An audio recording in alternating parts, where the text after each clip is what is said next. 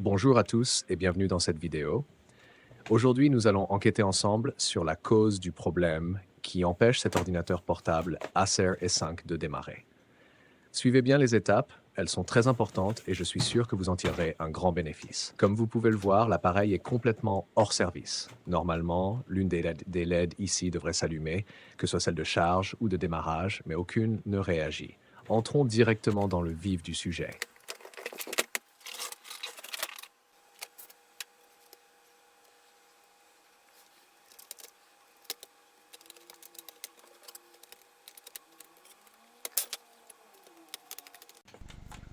Ici, nous avons le connecteur d'alimentation et je devrais normalement trouver une tension de 19 volts à l'entrée, mais là, ce n'est pas le cas.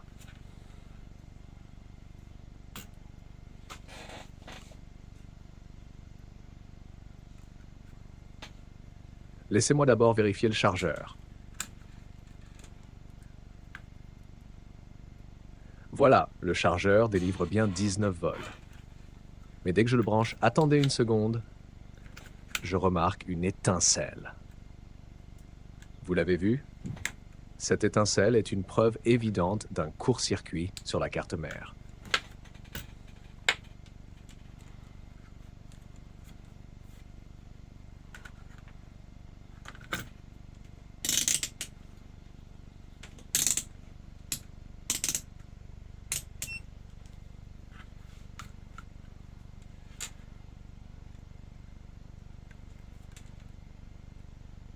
Étrangement, lorsque je mesure les bornes positives et négatives du connecteur, le multimètre ne me donne pas de continuité sonore.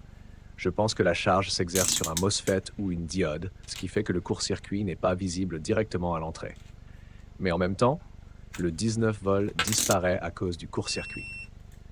Nous voici maintenant sur la section DC-DC qui produit le 5 et le 3 volts. En mesurant les gros condensateurs céramiques proches des MOSFET, on détecte clairement un court-circuit. Ici, on a la ligne des 3 volts et là, celle des 5 volts. Ce qui est commun entre ces deux lignes, ce sont ces gros condensateurs traversés par le 19 volts.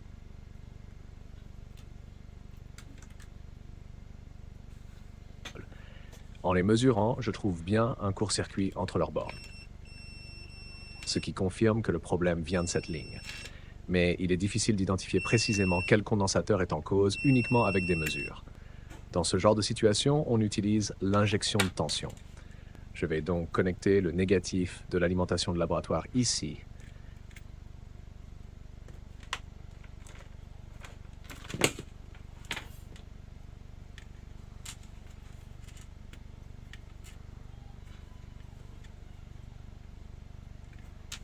Un instant. Je vais vérifier si cette diode est connectée à la borne positive du connecteur pour pouvoir injecter à cet endroit. Oui, c'est bien connecté. Je vais donc injecter 5 volts avec un courant de 3 ampères et chercher le composant qui chauffe. Normalement, une caméra thermique serait idéale pour cette opération, mais je n'en possède pas encore. C'est vrai qu'une caméra thermique nous faciliterait grandement la tâche. Je continue donc manuellement. Aïe! Je me suis brûlé. C'est ce condensateur ici. Vous voyez? Sa couleur est légèrement altérée par la chaleur qu'il a subie. Ce condensateur céramique est en court-circuit. Malheureusement, il m'a laissé une petite brûlure, mais ce n'est pas grave, on continue. Comme vous pouvez le voir, en le mesurant, il est bien en court-circuit. Et comme il est relié à la ligne des 19 volts, cela explique pourquoi toutes les autres mesures sur les autres condensateurs indiquaient également un court-circuit. Je vais simplement le remplacer.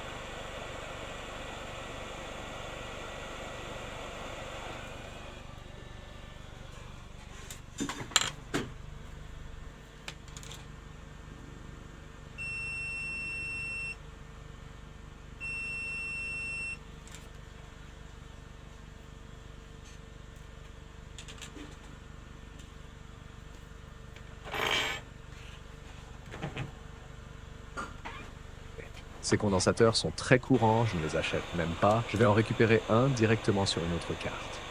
Le voici.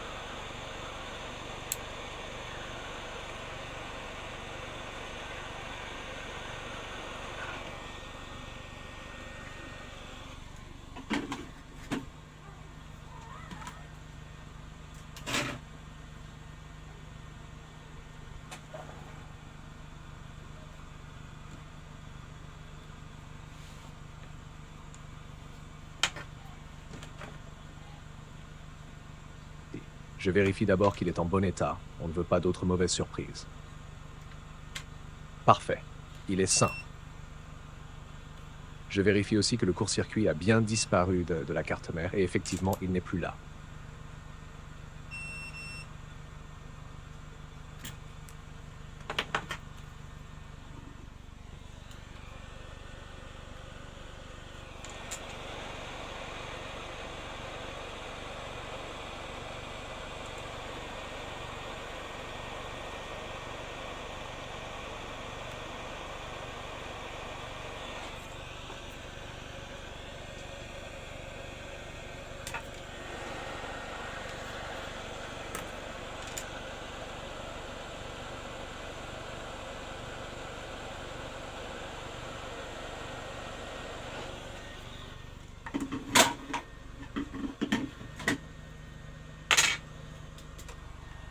Je procède maintenant à quelques mesures pour confirmer que tout est revenu à la normale.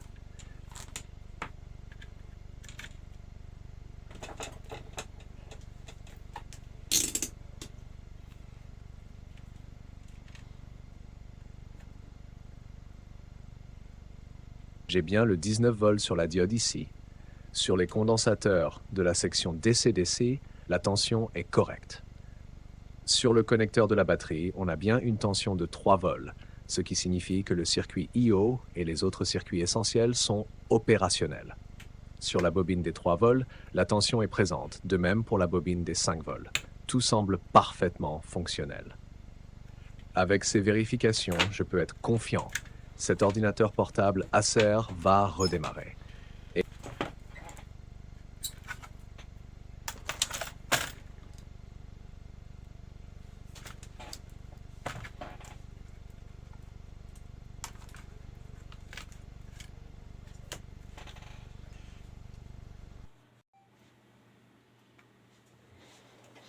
Et en effet, comme vous pouvez le voir, il fonctionne à nouveau parfaitement.